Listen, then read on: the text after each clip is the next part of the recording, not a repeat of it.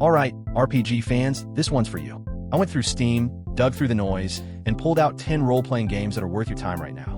We got everything from a free 4-hour Persian Tactics game to a deep-cut JRPG sequel that costs about as much as a Steam Deck game, and one $1 dungeon crawler I can't put down. None of these are sponsored, this is just what I've actually been playing. If you find something you like, all the Steam links are in the description. Comments are open, and yeah, I know somebody's gonna be mad I didn't put their favorite 40-hour sandbox RPG in here.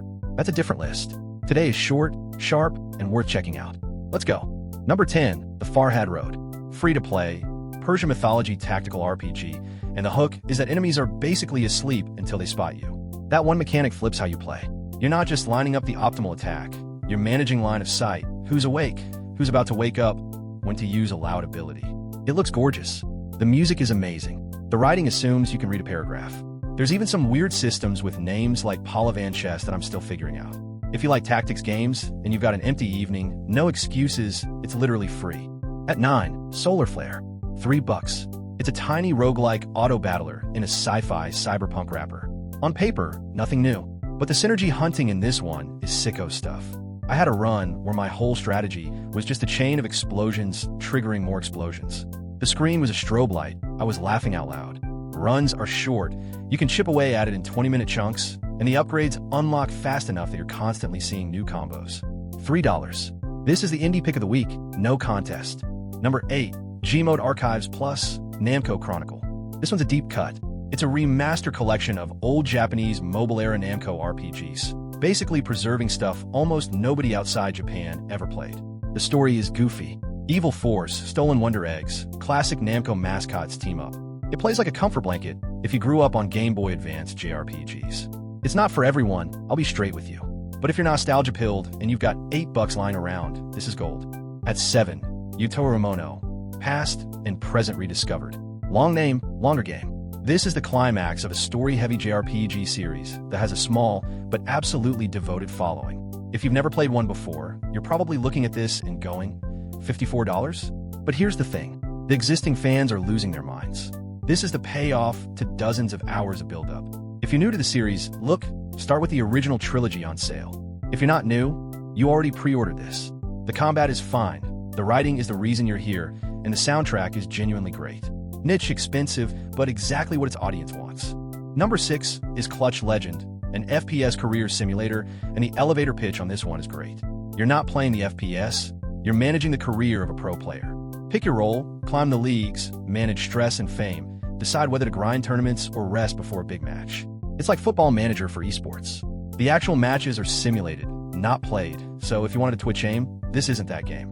But the decision loop, the role-playing, the watching your stress meter while you're sponsored demands a stream. That's where it sings. 551. Worth a look.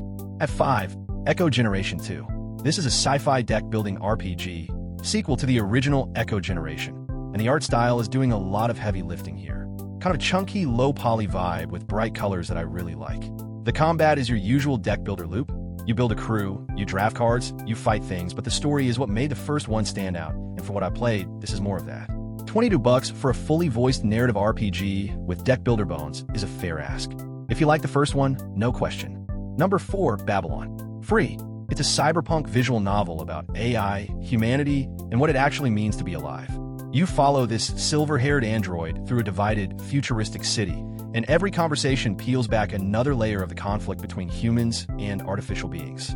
The writing is heavier than I expected for a free game. There are some translation rough spots, fair warning, but if you're into philosophical sci-fi and you don't mind reading subtitles, this is a 4-hour experience that genuinely stays with you.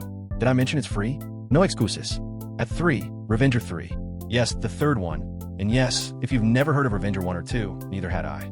It's a retro JRPG built in the style of those old Japanese feature phone games, complete with the chunky pixel art and the menu-driven combat. The story's revenge, the gameplay's classic, the price is $4.49. Look, it's not going to win any awards. But if you want a comfort food 16-bit style RPG to play on the couch, this scratches a very specific itch. 2. TBH, Taskbar Hero. Okay, so this is free, and it's a tiny idle RPG that literally lives in your taskbar. Adorable pixel heroes, diverse classes, items, builds, the whole RPG sandbox, but designed to chip away while you're doing other things.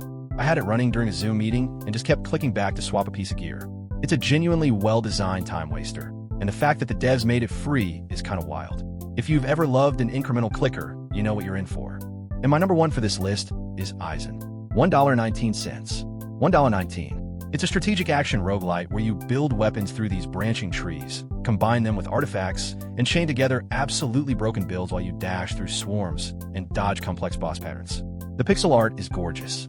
The dash feels incredible, and the build variety is genuinely staggering for a game that costs less than a vending machine soda. I spent more time on this than on games I paid $60 for this year. Just buy it. Don't think about it. Best dollar I've spent in months. All right, that's the 10. If you played any of these, drop your verdict in the comments. I want to hear if I got the ranking right. Especially that number 7 pick. I know some of you are mad at me. New countdown next week. Different genre, different vibe, but same nonsense. Like the video if it helped. Subscribe if you want more. Neither of those things change my life, but they do help the channel a lot. Take care of yourself. Drink some water. I'll see you in the next one.